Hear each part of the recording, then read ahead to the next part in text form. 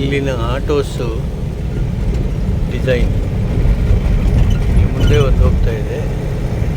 ಬಿಡ್ತು ಭಾಳ ಚಿಕ್ಕದು. ಈ ಡಿಸೈನ್ ನೋಡಿ ಹೆಂಗಿದೆ.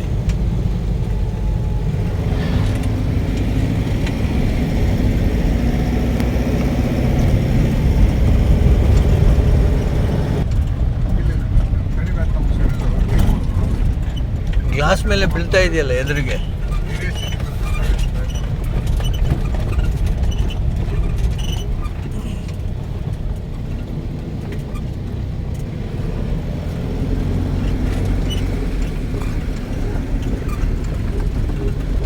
ಎಲ್ಲ ಬ್ರಿಡ್ಜ್ ಆಗ್ತಾ ಇದೆ.